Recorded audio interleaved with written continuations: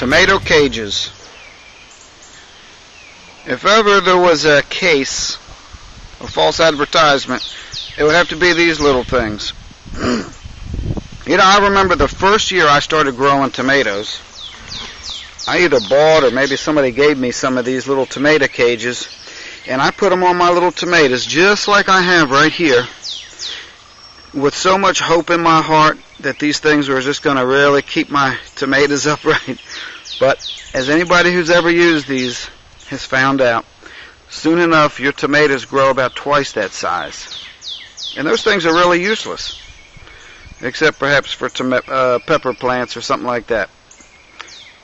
I'll show you what I use for tomato cages, or at least on some of my tomato plants, and we'll see what you think.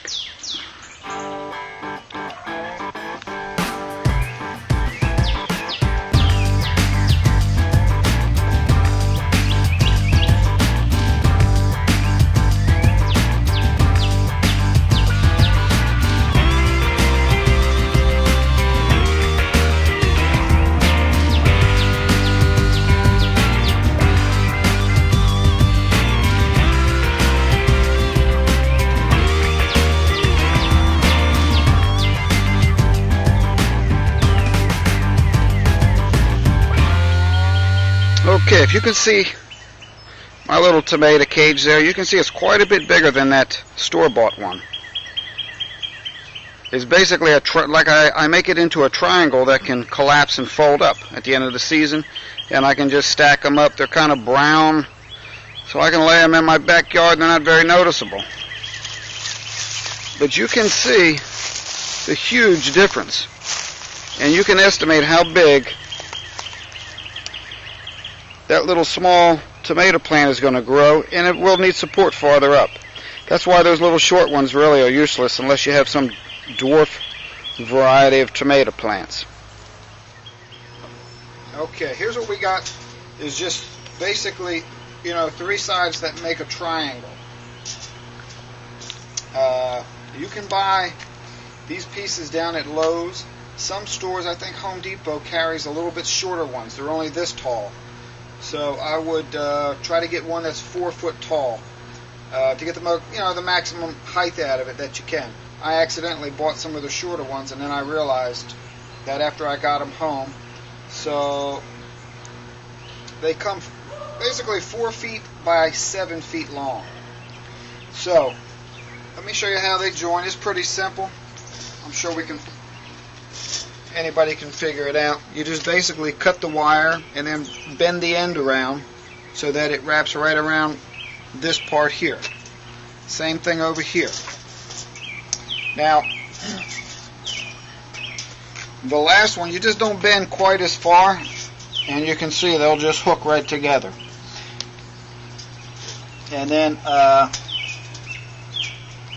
that works out pretty good, actually. Now, you know, I'm calling these tomato cages, but really, these things I think would work out real good for a cucumber plant. If you planted a cucumber plant down in the middle of there, that thing would grow all over this. Or perhaps peas, pole beans, any kind of climbing vegetable, this would be ideal for any of them. Now again, you can get the fence and roll it in a circle. The only problem with that is, after the season's over, you have this big roll, where with this thing here, it comes apart and will just fold up, and you can stack them along a wall or whatever. So that's what I like about these. Now, of course, you start off with the sheet like this, and you come and you cut it. This is exactly how I typically do it. I'll cut 3 squares and leave enough tab here to bend over for the hinge. This one here's only got 2 squares and a full length that I can make a loop there. Same thing, 2 squares with a loop. So I've got 3 squares, 2 squares, and 2 squares here, full squares. And then I end up with an extra piece. This piece here, I've got a couple of these that I may put together and make a whole one out of them, but these also work pretty good as a little trellis by themselves. So I've used them for that as well. So we'll put we'll put the extra piece off to the side, and I'll show you a little gizmo I came up with to bend the circles on these. Okay, now this wire is a little bit tough. It's hard to cut with just tin snips or something. You really need a little pair of bolt cutters, or maybe you can use a metal cutting blade on a jigsaw, something like that, to cut the wire. To bend it, it's a little bit tougher than a pair of pliers can bend because that tends to bend too big of a circle. What I did was I took this piece of metal on my little bar clamp and I drilled a hole right at the end there where it wouldn't hurt anything. And then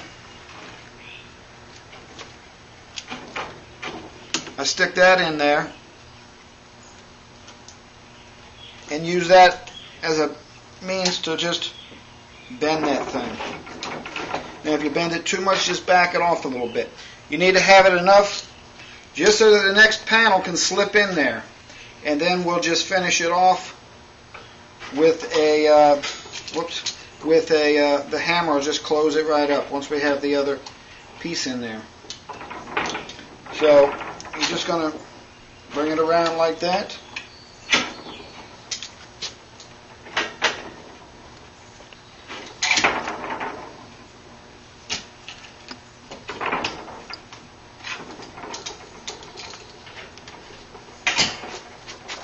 Easy greasy, man. Get your second piece.